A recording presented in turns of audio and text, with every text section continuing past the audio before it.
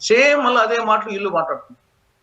వాళ్ళు ఏం మాటలు మాట్లాడినారో అదే మాటలు వీళ్ళు వచ్చేసి కూటమి వాళ్ళు వీళ్ళు మాట్లాడుతున్నారు. సాధారణంగా సార్ ఇప్పుడు సినిమాల్లో ఆ సీన్కి తగ్గట్టు కాస్త జనాలను ఆకర్షించడానికో లేకపోతే ఆ సీన్ పండడానికో రకరకాల డైలాగ్స్ రాసుకుని మరీ సినిమాల్లో పెడుతూ ఉంటారు. వాటిని ఆస్వాదిస్తామే తప్ప బయటకు వచ్చిన తర్వాత దాన్ని మనం జనజీవన స్రవంతిలో వాడితే కాస్త ఇబ్బందికరమైన పరిస్థితులే, ముఖ్యంగా రాజకీయ పార్టీలలో. ఇప్పుడు రప్ప రప్ప డైలాగు అలాగే ఒక రకమైన అంటే ఒక వర్గం వాళ్ళకి సంతోషాన్ని కలిగిస్తుంటుంటే ఎంజాయ్ చేస్తూ ఉంటే మరొక వర్గం వారు దాని మీద చాలా గట్టిగా స్పందిస్తూ ఉన్నారు. అంటే చంద్రబాబు నాయుడు గారు కూడా తాట తీస్తాం అని ఒక మాట మాట్లాడడం జరిగింది. ఇప్పుడు కొంతమంది పండితులు తెలుగు డిక్షనరీలో రప్ప రప్ప అన్న వర్డ్కి మీనింగ్ ఏంటి, ఏ ఏ సందర్భాలలో వాడాలి, ఎప్పుడు వాడితే తప్పు అవుతుంది రైట్ అవుతుంది, అట్ ద సేమ్ టైం తాట తీస్తాం అనే దానికి అర్థం ఏంటి, ఎప్పుడు వాడచ్చు ఎప్పుడు వాడకూడదు, ఎవరు వాడాలి ఎలా వాడాలి, మీరేం చెప్తారు తెలుగు డిక్షనరీలో ఈ రెండు పదాలకు సంబంధించి? నాకు కూడా రఫా రఫా అని అదే పెద్దగా ఎక్కడ నేను కూడా వీళ్ళే ఇప్పుడు ప్రస్తుతం వింటున్నాను. రఫాడతాం అనేది ఊరికి అంటుంటారు.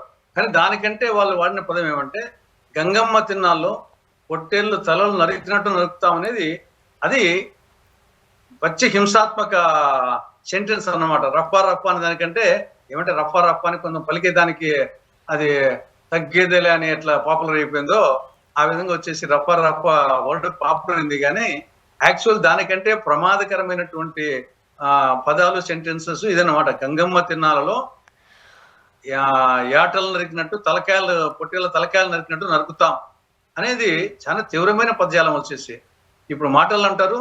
దాన్ని వదిలిపెడితే ఏదో తొండ ముదిరి ఊసరి వెళ్ళినట్టు అట్లా వదిలిపెడితే రేపు నిజంగా చేతుల్లో కూడా చూపిస్తారు ఎవరైనా కానీ. కాబట్టి ఇది ఖచ్చితంగా భావ ప్రకటన స్వేచ్ఛ ఉందని విచ్చలవిడిగా వచ్చేసి దానికి కూడా రెస్ట్రిక్షన్స్ ఉన్నాయి. భారత రాజ్యాంగంలో ఆర్టికల్ 19(1 భావ ప్రకటన స్వేచ్ఛ ఇచ్చినప్పటికీ రెస్ట్రిక్షన్స్, దాన్ని పబ్లిక్ ఆర్డర్ వచ్చేసి సమస్యలో పడినప్పుడు దాన్ని చర్యలు తీసుకోవచ్చు అని చెప్పేసి ఉంది. కాబట్టి ఇది ఏ కారణంతో కరెక్ట్ కాదు, ఎవరు మాట్లాడినా కరెక్ట్ కాదు. ఇప్పుడు వీళ్ళు వచ్చేసి నాయకులు మాట్లాడినా, వైకాపా నాయకులు మాట్లాడినా, కార్యకర్తలు ప్లే కార్డ్స్ పట్టుకున్నా, లేదు వాళ్ళు చేసిందని నాయకులు సమర్థించినా, జగన్ సమర్థించినా కరెక్ట్ కాదు. అదే విధంగా ఈ పక్క వీళ్లకు అనైతిక హక్కు లేదు. ఎందుకంటే ఎస్పెషల్లీ పవన్ కళ్యాణ్ గారు గతంలో వాడిన మాటలు చూస్తే ఇంతకు 1000 ఎక్కువ అన్నాడు. రప్పా రప్ప అనే పదానికంటే 1000 పవన్ కళ్యాణ్ గారు కొన్ని మాటలు చూస్తే కాకినాడ సభలో జనసేన వచ్చిన రోజున బట్టలోడు తీసి కాకినాడలో గల్లీ గల్లీ సందు సందు తిప్పిస్తా, ద్వారంపూడి చంద్రశేఖర్ రెడ్డికి రోజు దగ్గర పడ్డాయి, లెక్క పెట్టుకో, నువ్వు బలిసి కొట్టుకుంటున్నావు, వీధి వీధి తన్ని తీసుకెళ్తా, చెమటలు వరుస్తా. ఇది కాకినాడ సభలో పవన్ కళ్యాణ్ వాడిన వాక్యాలు. బట్టలు ఊడదీసి అనే మాట మరి మనం అండర్లైన్ చేసుకోవాలి. నెక్స్ట్ ఉంది ప్రమాదకరమైంది. జనసేన ఆఫీస్ లో తమాసగా ఉందా కొడకల్లారా, ప్యాకేజీ గీకేజీ అంటే చెప్పు చూపిస్తూ పళ్ళు రాలగొడతా, అరే వెదవల్లారా, సన్నాసులారా, చవటల్లారా, దద్దమ్మలారా, ఒంటి చేత్తో వచ్చి మెడ పిసికి తొక్కి చంపేస్తా, ఇంకోసారి నేను సై రా, ఈ రోజు నుంచి కొడకల్లారా గుర్తు పెట్టుకోండి, చెప్పండి రా, రాడ్లా, హాకీ స్టిక్కులా, రాళ్ళ, ఒట్టి చేతులా, దేనికైనా రెడీ, ఛాలెంజ్ విసురుతున్నా, రన్రా కొడకల్లారా. ఇవి పవన్ కళ్యాణ్ వాడిన మాటలు, చేసిన చేష్టలు, అంటే చెప్పు చూపిస్తూ.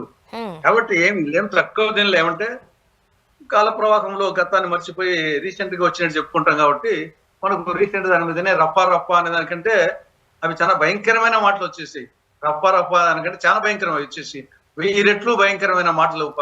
పవన్ కళ్యాణ్ మాటలే కాకుండా చెప్పు చూపించడం అనేది అది కొన్ని చోట్ల ఏ స్థాయికి పోతుంటే ఆ ఒక్క ఈవెంట్ తోనే హత్యలు చేసుకుంటే, కూని చేసుకుంటే స్థాయికి పోతారు. చెప్పట్ల కింద రాసినా గానీ, చూపించినా గానీ, కాలు ఉరికట్ట జాడించినా గానీ చెప్పు కాలు. కాబట్టి ఎవరు చేసినా తప్పే. కాబట్టి ఖచ్చితంగా చట్టపరమైన చర్యలు తీసుకోవాలా. ఎవరి మీదైనా సరే, అధికార పార్టీ వాళ్ళైనా సరే, ప్రతిపక్ష పార్టీ వాళ్ళైనా సరే, ఈవెన్ మా పార్టీ వాళ్ళు చేసినా నోరు జాగ్రత్తగా పెట్టుకొని మాటలు మాట్లాడడానికి అనేకం ఉంటాయి.